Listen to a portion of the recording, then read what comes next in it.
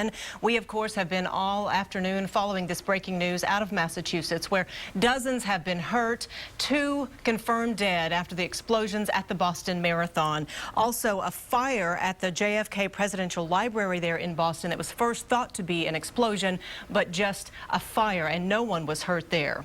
Flights are now grounded at Boston's Logan Airport this afternoon. We know that at least 200 runners from Central Texas are in Boston for this race. We've reached out to dozens of them this afternoon to confirm their safety. Police in Boston are discouraging people from gathering in large groups right now, worried there could be more attacks planned later tonight.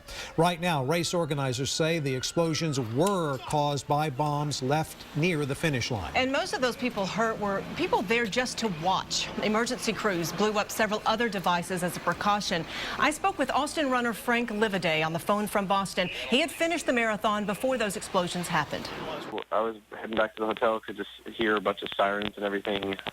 And then my father-in-law finished right in front of it, so he heard the first explosion, turned around, saw the second one, saw the smoke, and then got evacuated out, came back to the hotel as quick as he could.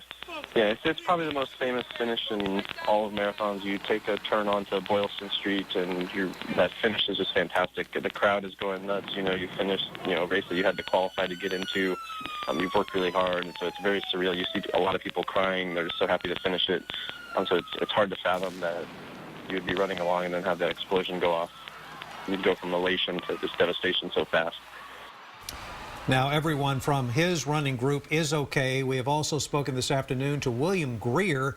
He is a legally blind marathon runner. He is okay, and we'll hear from him coming up tonight on KXAN at 6. Of course, Austin has a big running culture. We know a lot of people want to know that their family and friends racing in Boston are safe today. And our Chris Sadeghi spoke with the wife of one runner who has spoken to her husband late this afternoon. Chris joining us live from Dripping Springs.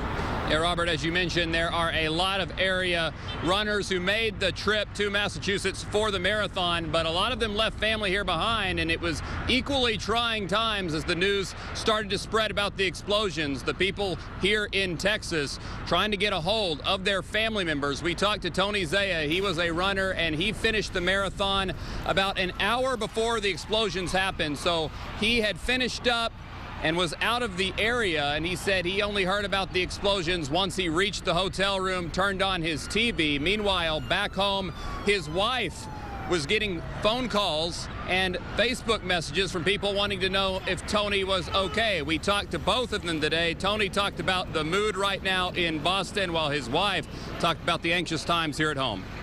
Well, I think people are just kind of in shock. I mean, all along the course, people were so nice to the runners. And after I crossed the line, I was just kind of wandering around in some streets looking for this intersection where my brother was going to pick me up.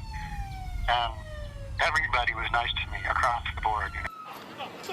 My oldest daughter, who's at Macalester College, called in tears because she wasn't sure what had happened. She was really scared. So yeah, till the moment you talk to the person, you, of course, are scared.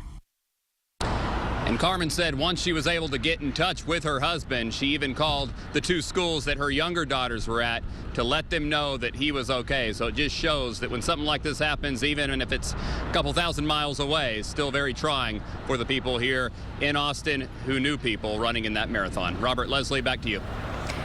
Chris, thanks. Now, we know that there are a lot of you who are still wondering about people in Boston, either running in the race or people just visiting there. And the police department there has this hotline number for you to use to get information. That number is 617-635-4500. Again, this is the line to call if you're trying to reach out to family or friends in Boston.